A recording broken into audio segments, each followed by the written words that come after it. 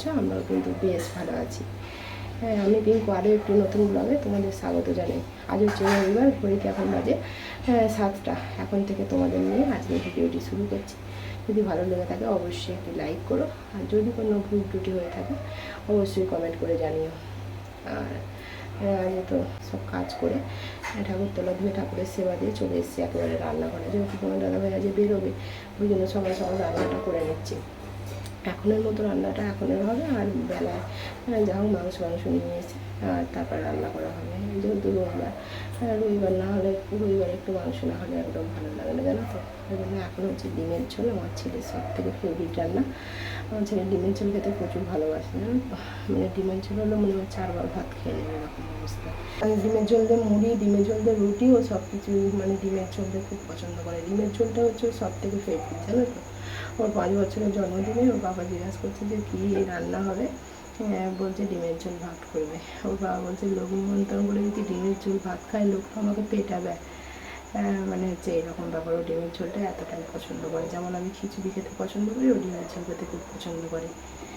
আর চলো, এদিকে তো কাটাকুটি করে নিয়েছি, এদিকে দেখো, দাঁড়াও তোমাদের ঘরে দেখাই।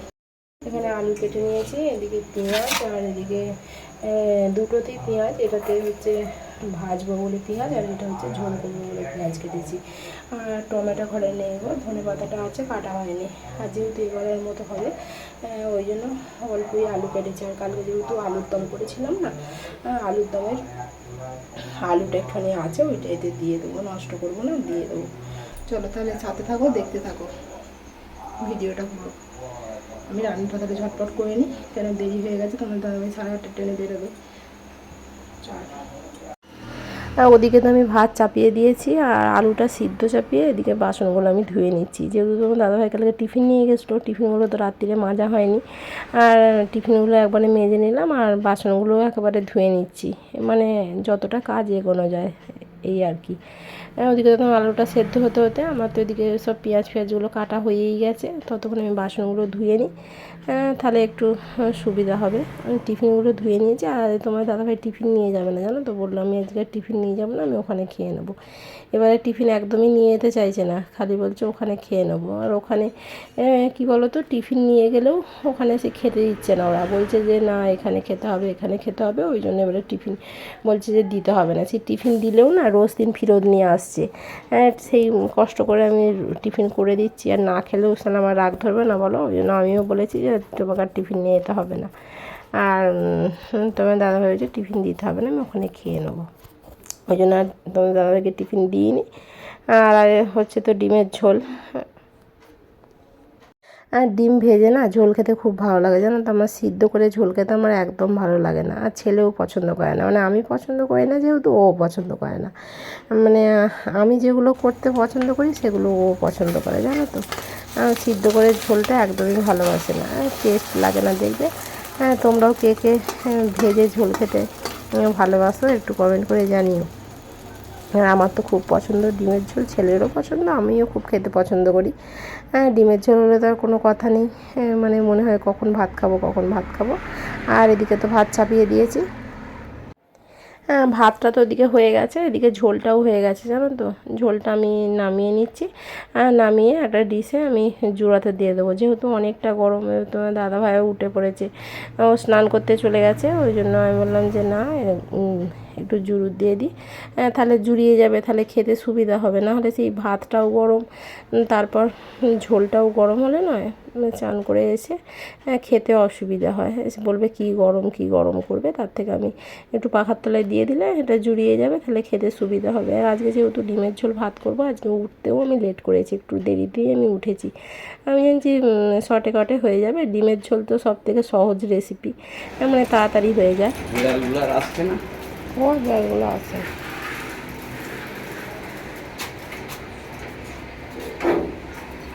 গাড়ির চাবিটা কোথায়?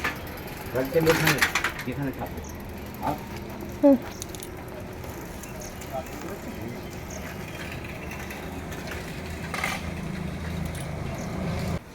এরকম তোমার দাদাভাইটা চলে যাওয়ার পরে আমি একবারে কাচাকুচিগুলো করে নিয়েছিলাম, যেন কালকে রাত্রিরে ছেলের ক্যারাটের ড্রেস, তোমার দাদাভাইয়ের একটা প্যান্ট বুড়িয়ে রেখে দিয়েছিলাম, একবারে কেচে ছাদে দিয়ে এসেছি। আর এখন আমার বিছানা গুছানো এই দেখো বাকি আছে। ছেলে তো এই ঘুম থেকে উঠছে, বিছানাটা পরে গুছাবো, আগে খেয়ে নিই, খিদে পেয়ে গেছে, খেয়ে নিই, খেয়ে দিয়ে তারপর বিছানা গুছাবো, তারপর যাবো একবার বাজারে মাংস আনতে যাবো। যেহেতু তোমার দাদাভাই কাজে বেরিয়ে গেছে, সেহেতু আমাকেই আনতে যেতে হবে। আর সকালে তো হয়েছিল ডিমের ঝোল ভাত, ওইটাই খাবো, ছেলেটা আমাদের খেয়ে নেবো, খেয়ে দিয়ে তারপর মাংস আনতে যাবো। মাংস নিয়েছে, তারপর রান্না হবে। চলো দেখ। কালকে তো স্কুল গিয়েছিলাম, মানে বিছানার চাদরটা চেঞ্জ করে দিয়ে গিয়েছিলাম, আর বালিশের ওয়ারগুলো ছেলেকে বলেছিলাম, বাবাই তুমি বালিশের ওয়ারগুলো খুলে বালিশের ওয়ারগুলো পরিয়ে দেবে, ওকে বলেছিলাম। কিন্তু ও কি কাজ করেছে জানো, বালিশের ওয়ারগুলো পরিয়েছে তো ঠিকই, কিন্তু মানে বালিশের ওয়ারগুলো আর খোলেনি, তার উপরেই পরিয়ে দিয়েছে। তাহলে আমার কি সুসার হলো তোমরা বলো? আমার একটু কাজ কমলো কি, বরঞ্চ আমার কাজ উল্টে বেড়ে গেল। সেই বালিশের ওয়ারগুলো খুলতে হচ্ছে, মানে দুটো বালিশের ওয়ার খুলতে হচ্ছে, আবার একটা বালিশের ওয়ার পরাতে হচ্ছে। মানে আমার কাজের সে আড়া কাজের বাড়া বলে, সেই হয়েছে আমার। মানে ওকে বললাম যে বাবা বালিশের ওয়ারগুলো তাহলে খুলে দাও তো, বলে ঘর থেকে ও পালিয়ে গেল জেমাদের ঘরে, মানে খুললো আর না, সেগুলো সেই বসে বসে আমাকে সব খুলে আবার পড়াতে হলো। তাহলে কি কাজ বলবো বলো? ওকে যাওয়ার সময়তে আমি বলে গেলাম, বাবাই তাহলে বালিশের ওয়ারগুলো তুমি খুলে তারপর পড়াবে। ও তো টিভি দেখছিল, টিভি দেখতে দেখতে কানে শোনেনি, আর ওই কাজ করেছে। দেখো বিছানা গুছানো হয়ে গেছে, বিছানা গুছিয়ে আমি একেবারে রেডি হয়ে নিয়েছি বাজার যাবো বলে। আর এই যে এক নেবো, আর মাংসের ব্যাগটা কোথায় রাখবো? জেঠুকে দোষ দেবে, ভাই লড়াই করলো, জেঠু দোষ করলো, বলো। এই যে নিয়ে নিয়েছি, চলো বাজার যাবো। রোদও করেছে, ছেলেটাকে যেতে বারণ করছি, শুনছে না, যাবে বলে বায়না করছে, আর কি করা যাবে, নিয়ে তো যেতেই হবে, টিভিতে কাঁপে দিচ্ছে। আর চলো যাওয়া যাক।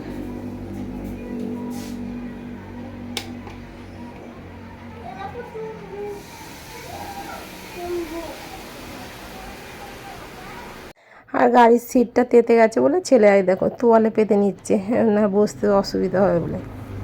বাজার থেকে চলে এসেছি জানো তো, একটা মাংসের দোকানে না প্রচুর ভিড় হয়েছিল, ওই জন্য ওই দোকানটা থেকে নিয়ে আবার একটা অন্য দোকানে গেলাম। ভিড় হয়েছে, অনেকক্ষণ দাঁড়াতে হবে, প্রায় 15-20 জন দাঁড়িয়ে আছে। এবার সে কতক্ষণ দাঁড়াবো বলো, রবিবার এমনি আবার রান্না হবে, ওই জন্য ওই দোকানটা থেকে তো আমার দাদাভাই নেয়, ওই জন্য ওই দোকানটা থেকে আর নিই, আর একটা অন্য দোকান ছিল, আবার ওই দোকানটা থেকে নিয়ে গেলাম। আর রোদও পড়েছে, ছেলে তো গিয়ে সেই বদমাইশি করছে, এক জায়গায় সেই পাথর জমা করা ছিল, সেই উঁচু করা ছিল, তার উপরে উঠে করছে, বারবার বারণ করছি তাও শুনছে না। মানে ওর বাবার সাথে গেলে মানে এরকম অত্যাচার করে, ওর পাপা এসে বলে যে ছেলে গিয়ে প্রচুর অত্যাচার করে, ওকে নিয়ে যাবো না। আবার আমার সাথে গিয়েও সেই একই অবস্থা করছে, মানে বারণ করছি সেও শুনছে না, সেই পাথরের উপরে উঠে করছে।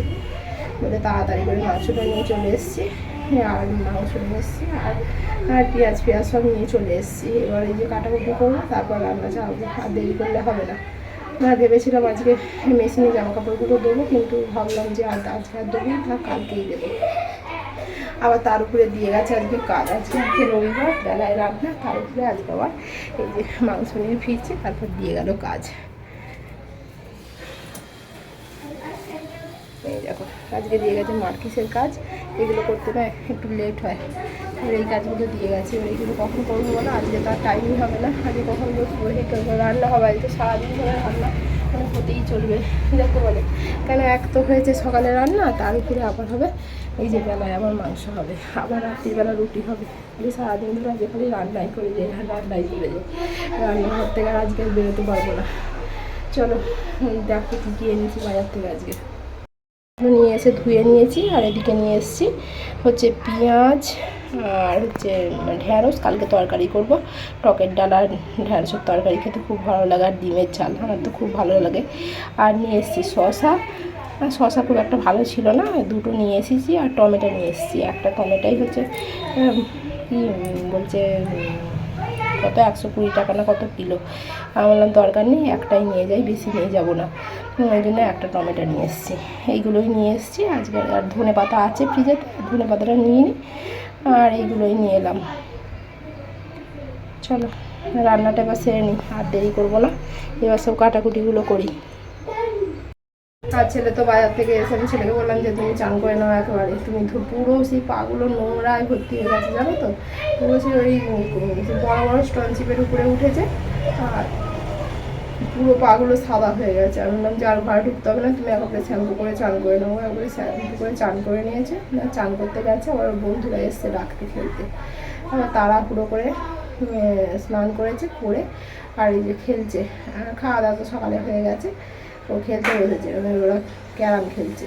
ঘরেতে খেলতে পারে কি তার ঠিক নেই, ওই যা পারে খেলছে, ক্যারাম খেলছে। চলো তোমাদের ঘরে এক ঝলক দেখাই।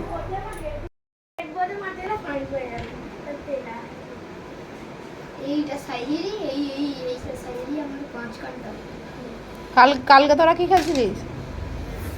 কালকেও ক্যারামই খেলছিলে? আবার কেনা কিনি? হ্যাঁ, রান্না করতে করতে দিদিভাই বলছে যে দেখো আকাশটা মেঘ করে এসছে, বৃষ্টি এসে যাবে মনে হচ্ছে। তারপর তো টিপ টিপ করে বৃষ্টি পড়ছিল বলে আবার ছাদ থেকে তো জামা কাপড়গুলো আবার তুলে নিয়ে চলে আসা হয়েছিল। আকাশটা দেখছো কত সুন্দর লাগছে, খুব সুন্দর লাগছিল। আমি ওই জন্য একটা ভিডিও করলাম। বেশ মেঘ ছাই এত সুন্দর দেখতে লাগছিল কি বলবো। আকাশে একটু একটু বৃষ্টি পড়ছে, টিপ টিপ করে পড়ছে। আর এই ছাদ থেকে সব জামা কাপড়গুলো তুলে নিয়ে চলে এসেছি। এবার এই জামা কাপড়গুলো চালাতে হবে, ভিজে আছে তো, আগে রান্নাটা করে নিই তারপর চালাবো। আর তোমার খেলা হয়ে গেছে? আর এই যে খেলা হয়ে গেছে, এই যে সব বন্ধুরা সব বাড়ি চলে গেছে বৃষ্টি পড়ছে বলে, বৃষ্টিতে ভিজে ভিজে স্নান করবে বলে। কিন্তু এই যা বৃষ্টি পড়ছে, এই যে বৃষ্টিতে স্নান করা যাবে না, টিপ টিপ টিপ টিপ করে বৃষ্টি করছে। তা এই বৃষ্টিতে ওরা বলছে স্নান করবে, কি করে করবে?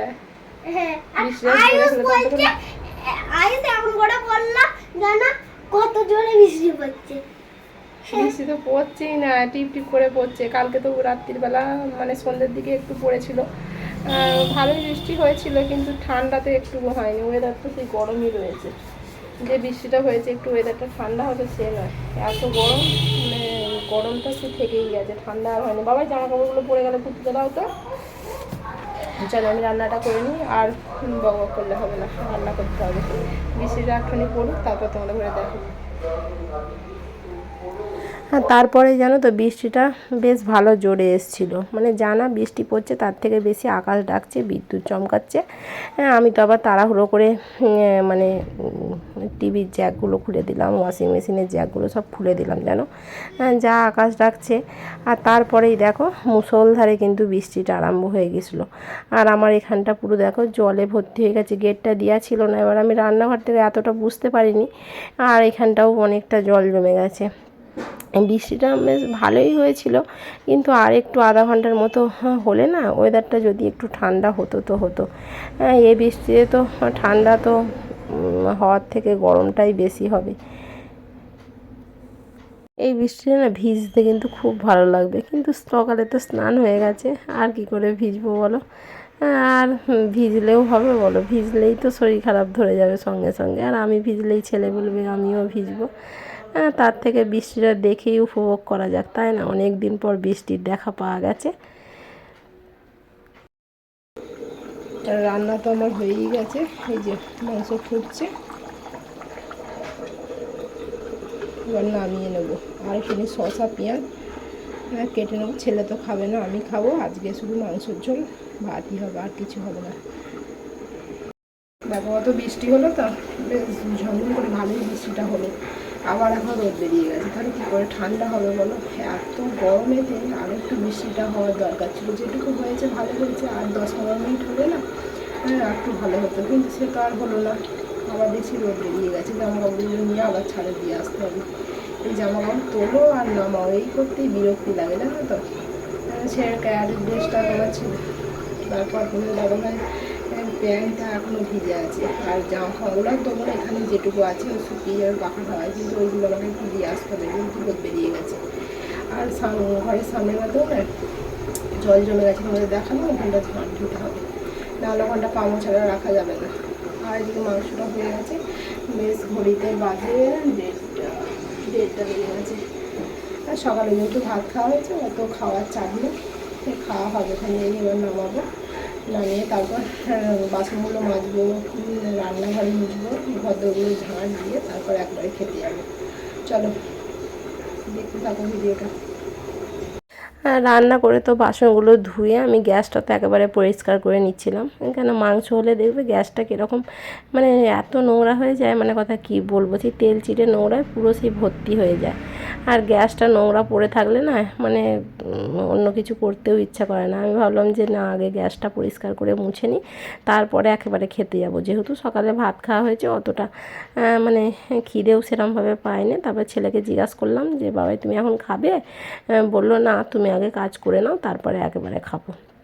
ওই জন্য আমি একেবারে গ্যাসটা মুছে তারপর একেবারে রান্নাঘরটা মুছে নিয়ে বালতি ফালতি নিয়ে আর দোরঘরগুলো ঝাঁট দিয়ে তারপর আমি খেতে গিয়েছিলাম কিন্তু।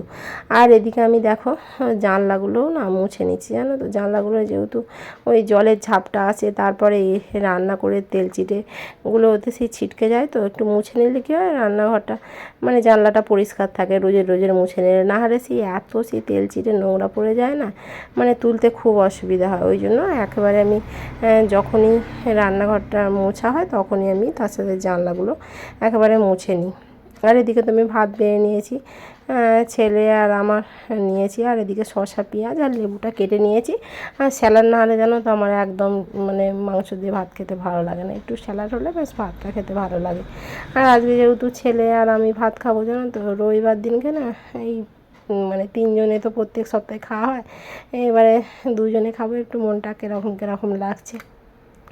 আর সারা সপ্তাহ কাজে যায় আমার, মানে কিছু অসুবিধা হয় না, কিন্তু এই রবিবার বেরোলেই না আমার খুব রাগ ধরে, জানো তো। আমার পুরো মাথা গরম হয়ে যায় যে সারা সপ্তাহে তুমি 6টায় বেরোও 7টায় বেরোও, আমার কোনো অসুবিধা নেই, আমি কিন্তু তোমাকে উঠে রান্না করে দেবো। ও তো যখন তখন বলে আজকে 6টায় যাবো, আজকে 7টায় যাবো, আমি কিন্তু তাই উঠে রান্না করে দিই, টিফিন করে দিই, আমার কোনো প্রবলেম হয় না। কিন্তু এই রবিবারটা কাজে যাবো বললেই না আমার খুব রাগ ধরে যায়।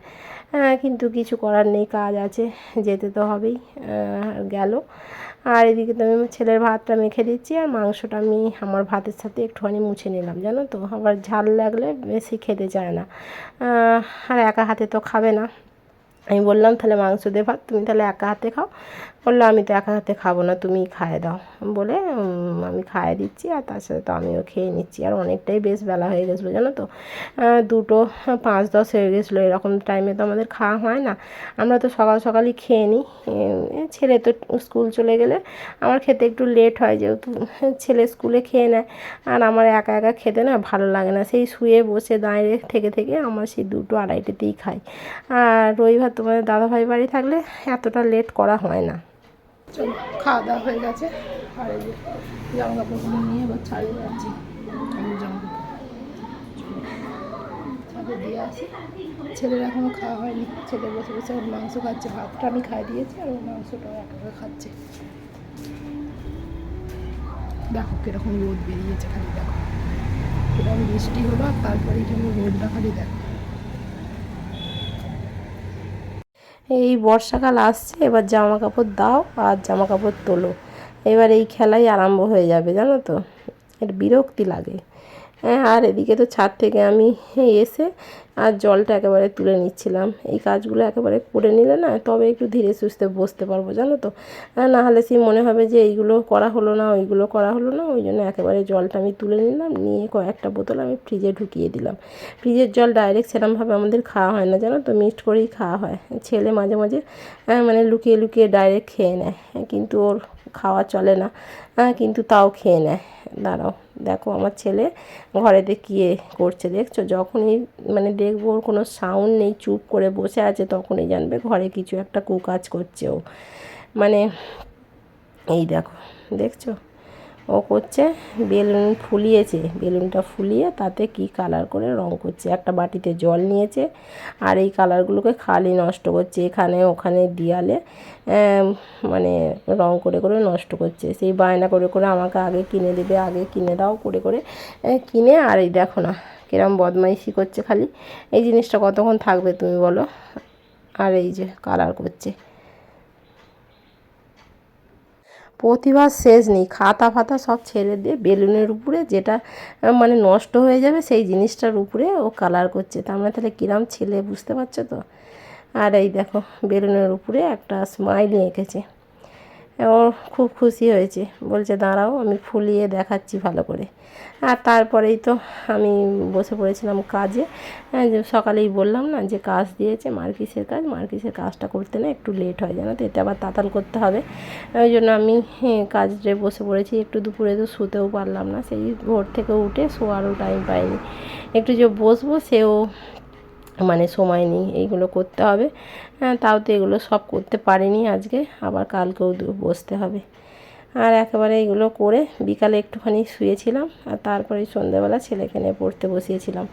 আর পড়তে বসে বারবার বলছে আমাকে ডায়েরিতে এই ছবিগুলো মেরে দাও। আমি বললাম পরে মারবো না, তুমি এক্ষুনি মেরে দাও। আর কালকে তো ইভিএসের ওদের ক্লাস টেস্ট আছে, সে পড়াতে পড়াতে না সে অনেকটা লেট হয়ে গিয়েছিল।